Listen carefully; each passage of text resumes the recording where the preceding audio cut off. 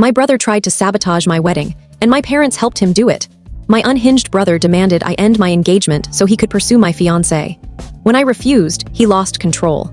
He sent me fabricated screenshots of her infidelity and showed up drunk, disrupting our wedding rehearsal. 5 years ago, I cut ties with him and my family who backed his behavior. It started when my brother, Nate, began dating Lisa. 3 months into their relationship, they introduced me to Lisa's close friend, Sarah. A few months into my relationship with Sarah, I caught her and Nate together in my apartment, in my own bed. I immediately contacted Lisa, and we confronted them. They ended their relationships with us, and 2 days later started dating each other. In the aftermath, Lisa and I began talking more. 4 months later, we became a couple. 6 months after that, Nate discovered Sarah was cheating on him and started pleading with Lisa to take him back. He showed up at her place uninvited, and after he tried to force his way into her home while she was alone, I severed all contact with him. Fast forward to now, Lisa and I are preparing to tie the knot. I invited my parents, but recently my mother called, urging me to include Nate. She told me not to fracture the family over petty conflicts.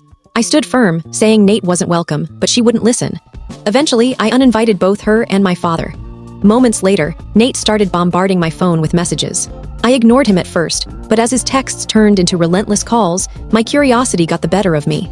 Part of me wondered if he might want to reconcile. After mulling it over, I agreed to meet him at a cafe. I thought it might at least bring some closure. The place was calm when I arrived, and Nate was already seated, waiting. I sat down, expecting an apology, but none came. He didn't even acknowledge the past. Instead, he dove right into his true intentions. He told me I needed to break things off with Lisa. I was stunned. He claimed she still loved him, and that I was merely a placeholder. He admitted he'd been wrong to betray her and wanted her back. I found his audacity laughable. Was he serious? He insisted she was meant for him, and that I'd had my time with her. My amusement quickly turned to fury. After all he'd done, he was now trying to steal her from me. I stood up, done with his nonsense. I told him he'd lost his mind. As I turned to leave, he grabbed my wrist and warned I'd pay if I didn't comply. I yanked my arm free and shot back that he was just bitter because Sarah had betrayed us both, and now he was chasing what he couldn't have. Nothing would come between me and Lisa, I said. He smirked, saying she'd return to him eventually.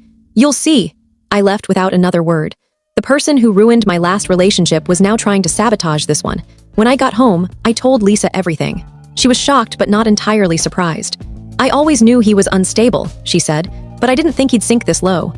We decided to move forward, ignoring Nate's insanity and focusing on our wedding. For a few weeks, things seemed normal again. We were busy finalizing plans, sampling cakes, choosing flowers, and trying to savor the joy of this moment.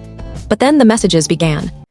I can't share the full story here, but you can click the link below to watch the complete story on the channel. Please like and subscribe to the channel for more real stories.